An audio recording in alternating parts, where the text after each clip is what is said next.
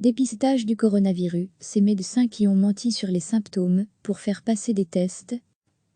Pour Dièse Investigation, des médecins racontent pourquoi ils ont contourné les règles de dépistage du coronavirus dictées par les autorités sanitaires. La question revient régulièrement au cœur du débat, dans les journaux ou sur les plateaux de télévision. A-t-on réalisé assez de tests? Et a-t-on commencé à dépister suffisamment tôt? La Belgique a réalisé 270 857 tests PCR, NDLR, chiffres officiels entre début mars et le 4 mai. La PCR, pour polymérase chain réaction, c'est le test le plus utilisé au monde pour dépister le Covid-19. Degré retrouvé, tout notre dossier sur le coronavirus chez nous, les règles pour se faire dépister ont souvent changé, mais ont longtemps été très restrictives. En clair, pas de dépistage si des critères médicaux bien précis ne sont pas remplis. Ces règles ont été fixées par les autorités sanitaires du pays et coordonnées par Sciences Anno, l'Institut scientifique de santé publique. Nous avons décidé de tester toutes les personnes qui nécessitaient des soins, explique Sophie Coilin, médecin épidémiologiste chez Sciences Anno. Comprenez, pas toutes les personnes avec des symptômes. Longtemps, un patient devait présenter des symptômes respiratoires aigus, mais surtout, nécessiter une hospitalisation. Des critères très stricts, selon Anne-Sophie Marsin, responsable des opérations aux cliniques universitaires Saint-Luc.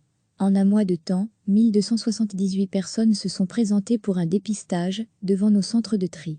Mais seuls 362 ont pu avoir droit à un test PCR, c'est-à-dire 28%. Autrement dit, 916 personnes se vont vu refuser un test de dépistage.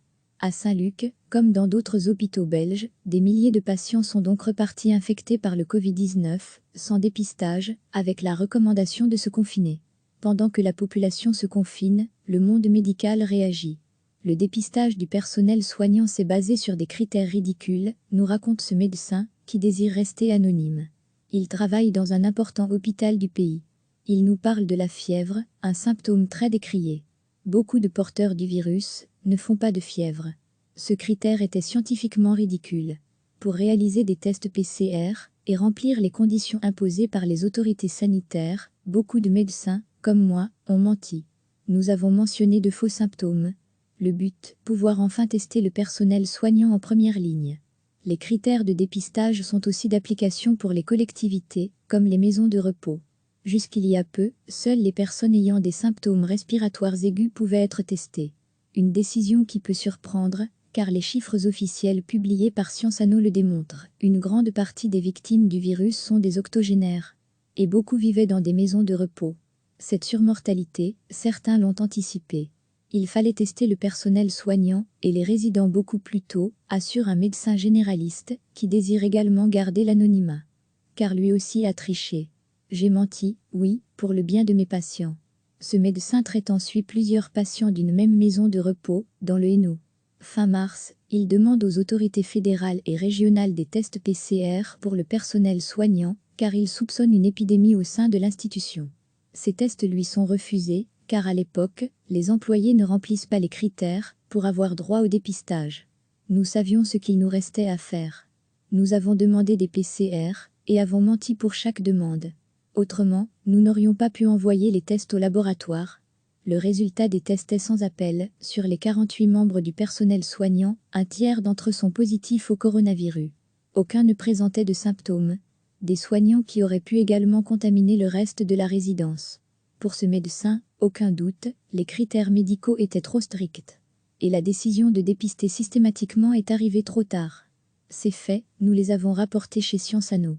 Je suis surprise, avoue Sophie Coilin. Je pense qu'il y a eu beaucoup d'angoisse et de stress. L'avantage chez Sciences Anno, mais aussi dans les groupes de travail, c'est que l'on peut prendre de la distance avec ce qu'il se passe sur le terrain. Nos recommandations sont prises avec la distance utile. Car nous ne sommes pas au contact avec les personnes qui sont exposées. Ces angoisses sont peut-être justifiées, mais la réponse me paraît non appropriée. Plus que jamais, le décalage semble se creuser entre ceux qui prennent les décisions et donc déterminent la politique de dépistage et les médecins sur le terrain.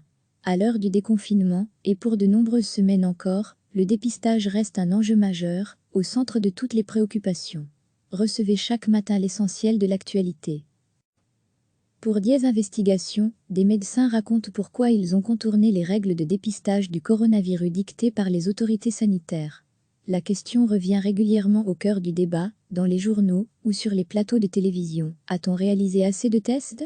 Et a-t-on commencé à dépister suffisamment tôt? La Belgique a réalisé 270 857 tests PCR, NDLR, chiffres officiels entre début mars et le 4 mai. La PCR, pour polymérase chain réaction, c'est le test le plus utilisé au monde pour dépister le Covid-19. Retrouvé, tout notre dossier sur le coronavirus chez nous, les règles pour se faire dépister ont souvent changé, mais ont longtemps été très restrictives. En clair, pas de dépistage si des critères médicaux bien précis ne sont pas remplis. Ces règles ont été fixées par les autorités sanitaires du pays et coordonnées par Sciences Anno, l'Institut scientifique de santé publique. Nous avons décidé de tester toutes les personnes qui nécessitaient des soins, explique Sophie Coilin, médecin épidémiologiste chez Sciences Anno. Comprenez, pas toutes les personnes avec des symptômes. Longtemps, un patient devait présenter des symptômes respiratoires aigus, mais surtout, nécessiter une hospitalisation. Des critères très stricts, selon Anne-Sophie Marsin, responsable des opérations aux cliniques universitaires Saint-Luc. En un mois de temps, 1278 personnes se sont présentées pour un dépistage devant nos centres de tri. Mais seuls 362 ont pu avoir droit à un test PCR, c'est-à-dire 28%. Autrement dit, 916 personnes se vont vu refuser un test de dépistage. À Saint-Luc, comme dans d'autres hôpitaux belges, des milliers de patients sont donc repartis infectés par le Covid-19, sans dépistage, avec la recommandation de se confiner. Pendant que la population se confine, le monde médical réagit. Le dépistage du personnel soignant s'est basé sur des critères ridicules, nous raconte ce médecin, qui désire rester anonyme. Il travaille dans un important hôpital du pays. Il nous parle de la fièvre, un symptôme très décrié. Beaucoup de porteurs du virus ne font pas de fièvre. Ce critère était scientifiquement ridicule. Pour réaliser des tests PCR et remplir les conditions imposées par les autorités sanitaires, beaucoup de médecins, comme moi, ont menti. Nous avons mentionné de faux symptômes. Le but, pouvoir enfin tester le personnel soignant en première ligne.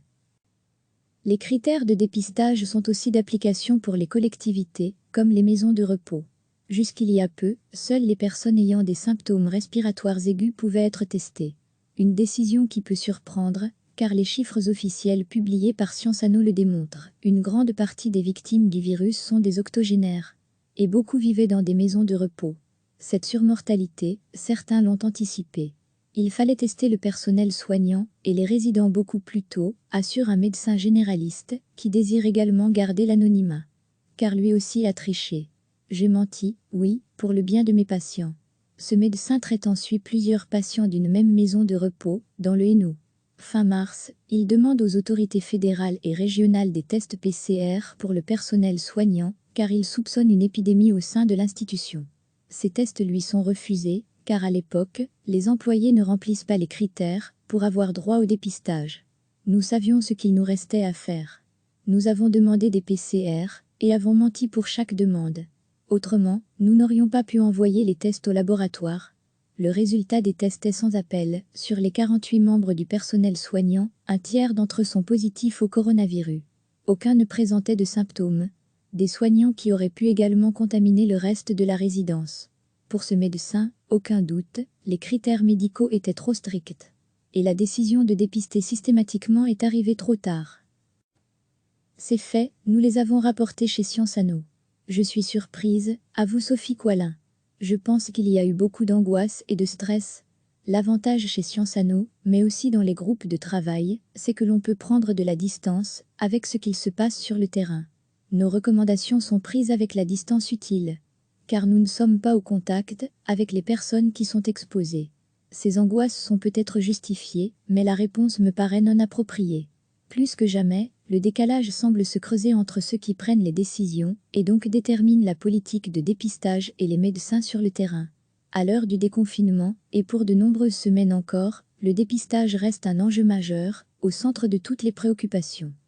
Cliquez sur s'abonner pour recevoir les dernières nouvelles.